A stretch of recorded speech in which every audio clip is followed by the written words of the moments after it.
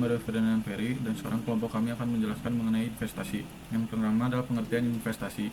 Investasi adalah proses menanamkan uang atau modal dalam suatu produk atau aset dengan harapan mendapatkan keuntungan di masa depan.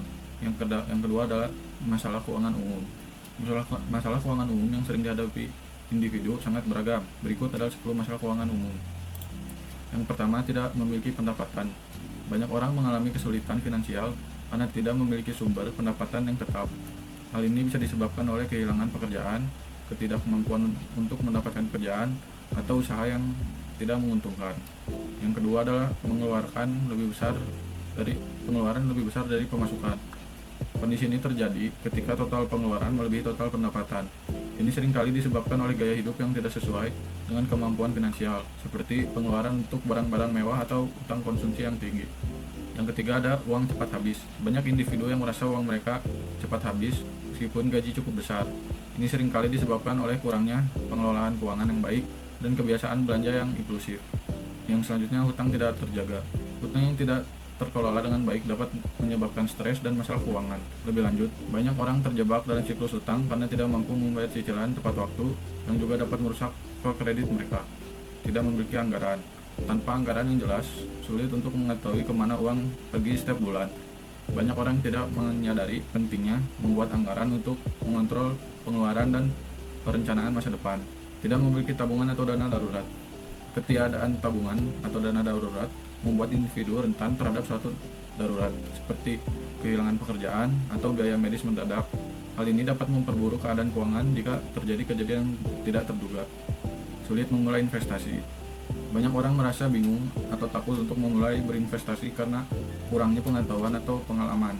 Padahal investasi adalah cara penting untuk membangun kekayaan jangka panjang. Ketidakpastian ekonomi. Ketidakpastian ekonomi global atau lokal dapat mempengaruhi stabilitas keuangan individu. Perubahan dalam pasar kerja, inflasi, atau resesi dapat menyebabkan kekhawatiran tentang masa depan keuangan. Kurangnya pendidikan keuangan. Banyak yang tidak memiliki pemahaman yang cukup tentang pengelolaan keuangan pribadi, termasuk cara mengelola utang, berinvestasi, dan menabung. Pendidikan keuangan yang minim dapat menyebabkan keputusan finansial yang buruk. Terlalu mengandalkan utang. Bergantung pada utang untuk memenuhi kebutuhan sehari-hari dapat menjadi masalah serius.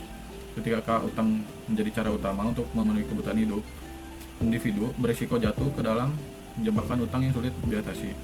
Selanjutnya, uang menurut waktu. Apa itu time value of money?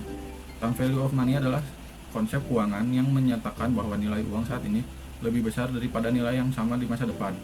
Hal ini disebabkan oleh potensi penghasilan dari investasi uang tersebut. Dengan kata lain, uang yang dapat Anda miliki sekarang dapat diinvestasikan untuk menghasilkan lebih banyak uang di masa depan. Mengapa time value of money penting? Yang pertama, pengambilan keputusan investasi. Memahami TVM membantu individu dan perusahaan dalam membuat keputusan investasi yang lebih baik. Yang kedua, perencanaan keuangan. Konsep ini penting dalam perencanaan keuangan jangka panjang, termasuk pensiun dan pendidikan anak. Yang ketiga, penilaian proyek. Dalam bisnis, TVM digunakan untuk menilai kelayakan proyek dengan menghitung nilai sekarang dari arus kas masa depan. Konsep time value of money. Yang pertama ada nilai sekarang atau present value, yaitu menghitung nilai saat ini dari sejumlah uang yang akan diterima di masa depan dengan mempertimbangkan tingkat diskonto. Yang kedua, nilai masa depan ada future value, yaitu menghitung berapa nilai sejumlah uang saat ini akan menjadi di masa depan jika diinvestasikan pada tingkat bunga tertentu. Yang ketiga, tingkat bunga, yaitu merupakan faktor kunci dalam TVM yang menentukan seberapa cepat uang dapat tumbuh seiring waktu. Selanjutnya ada konsumsi versus investasi. Konsumsi merujuk pada pengeluaran yang dilakukan untuk memenuhi kebutuhan sehari-hari. Ini termasuk pembelian barang dan jasa yang digunakan dalam kehidupan sehari-hari. Berikut adalah beberapa poin penting tentang konsumsi. Yang pertama adalah karakteristik konsumsi, yaitu yang pertama sifat sementara. Barang yang dibeli untuk konsumsi biasanya akan habis atau mengalami penyusutan seiring waktu. Contohnya makanan, pakaian, dan bahan bakar. Yang kedua ada kebutuhan hidup. Konsumsi adalah bagian penting dari kehidupan sehari-hari dan mencakup kebutuhan dasar seperti makan, tempat tinggal, dan kesehatan. Dampak dari konsumsi yaitu pertama dampak ekonomi. Tingkat konsumsi masyarakat dapat mempengaruhi pertumbuhan ekonomi. Konsumsi yang tinggi dapat mendorong permintaan barang dan jasa. yang pada gilirannya dapat meningkatkan produksi dan lapangan kerja. Yang kedua ada keuangan pribadi. Jika konsumsi tidak dikelola dengan baik, dapat menyebabkan masalah keuangan seperti utang atau kekurangan dana untuk kebutuhan mendatang. Sekarang investasi. Investasi adalah proses menanamkan uang atau modal dalam suatu produk atau aset dengan harapan mendapatkan keuntungan di masa depan. Berikut adalah beberapa poin penting tentang investasi. Karakteristik investasi. Yang pertama, jangka panjang. Investasi seringkali dilakukan dengan tujuan jangka panjang seperti mempersiapkan pensiun atau pendidikan anak. Yang kedua, aset non konsumsi. Investasi biasanya berupa aset yang tidak dikonsumsi secara langsung, seperti saham, obligasi, real estate, atau reksadana. Yang kedua, manfaat investasi. Meningkatkan nilai kekayaan. Dengan berinvestasi, individu berharap nilai aset mereka akan meningkat seiring waktu.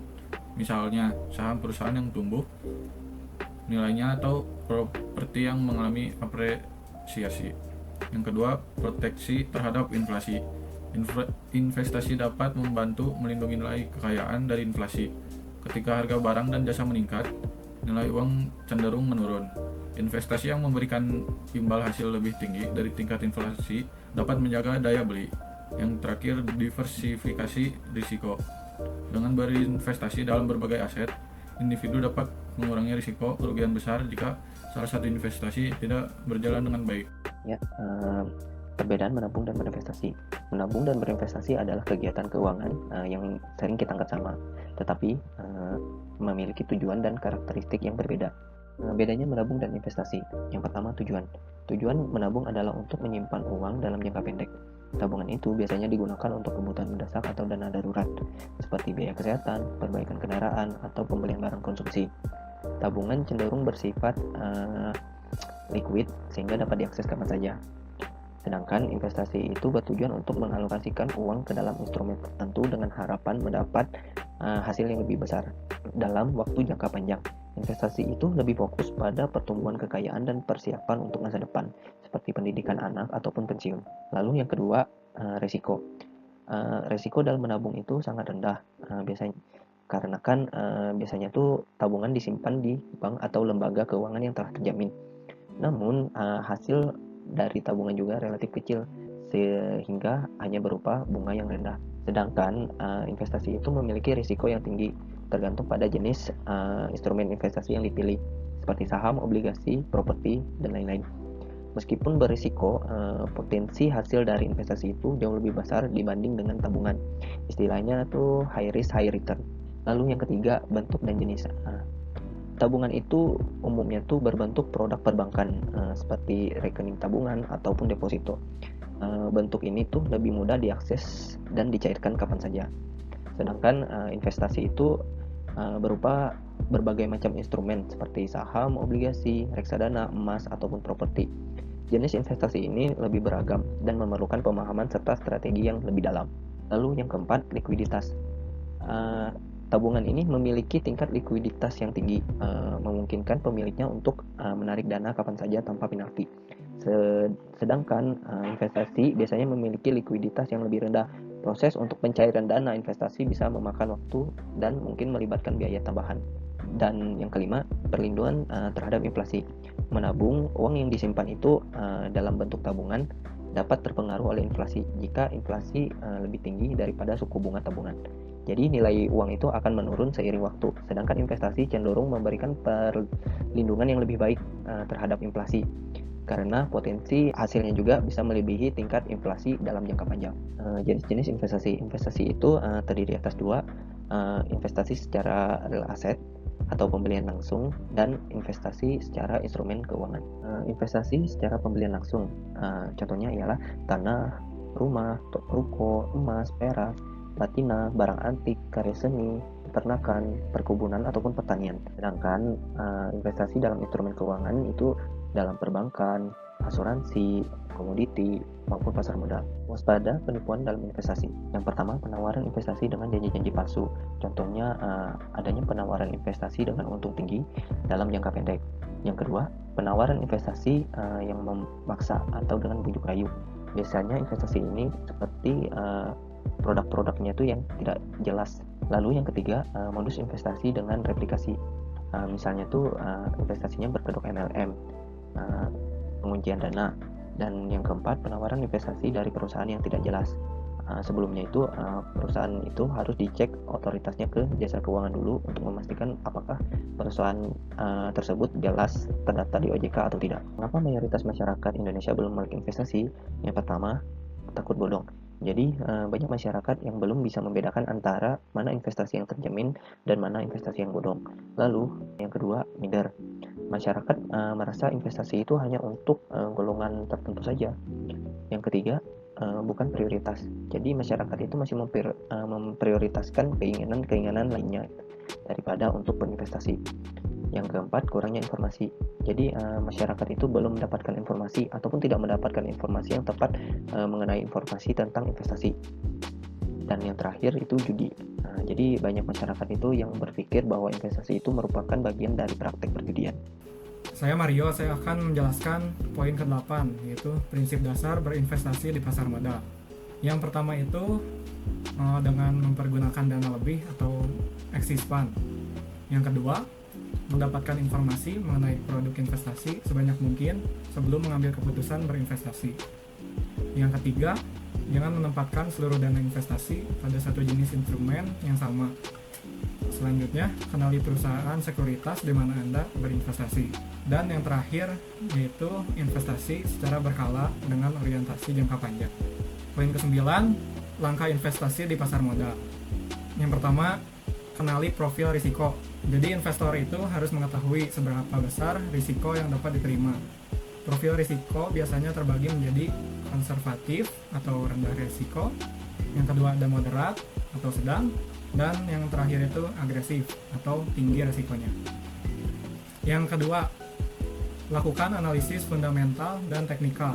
Analisis fundamental itu menilai kesehatan keuangan dan prospek bisnis perusahaan sebelum membeli sahamnya. Dan analisis teknikal yaitu menggunakan data harga dan volume untuk memprediksi pergerakan harga di masa depan. Yang ketiga, perhatikan waktu yang tepat atau timing the market. Meski sulit diprediksi, memahami tren pasar dan kondisi ekonomi dapat membantu investor menentukan kapan waktu yang tepat untuk membeli atau menjual. Selanjutnya, kendalikan emosi dan disiplin. Hindari keputusan berdasarkan emosi, seperti membeli saat euforia atau menjual saat panik. Tetapkan strategi investasi dan patuhi dengan disiplin. Selanjutnya, tetapkan tujuan investasi, yaitu menentukan tujuan investasi sejak awal, apakah untuk jangka pendek, menengah, atau jangka panjang, serta apa target imbal hasil yang diharapkan. Yang terakhir, pantau dan evaluasi investasi secara berkala dengan memeriksa portofolio secara berkala untuk memastikan tetap sesuai dengan tujuan investasi dan profil risiko. Sesuaikan strategi jika diperlukan. Poin ke-10 yaitu langkah-langkah investasi. Langkah-langkah investasi itu ada dua. Yang pertama, dengan memahami jangka investasi yang akan dipilih. Seperti yang saya sebutkan di poin ke-9 tadi, jangka investasi yang akan dipilih apakah itu akan jangka pendek, jangka menengah, atau jangka panjang. Poin kedua yaitu kenali risk profile. Risk profile itu dibagi menjadi 3. Yang pertama ada risk averter, yang pengertiannya adalah investor yang berusaha menjauhi risiko. Tujuan utama investor tipe risk averter adalah menjaga nilai uangnya agar tidak kebalap dengan inflasi. Yang kedua, risk moderate, yang memiliki pengertian investor yang berharap kenaikan tingkat pengembalian yang sama untuk setiap kenaikan risiko. Intinya investor risk moderate cenderung memilih produk-produk investasi yang dapat mengembangkan uangnya. Dan yang terakhir, ada risk seeker, yaitu tipe investor yang lebih berani mengambil risiko untuk menghasilkan keuntungan yang lebih besar atau imbal hasil tinggi. Sekian kata-kata dari Bethany Frankel. Makananmu adalah akun bankmu. Pilihan makanan yang baik adalah investasi yang baik. Terima kasih.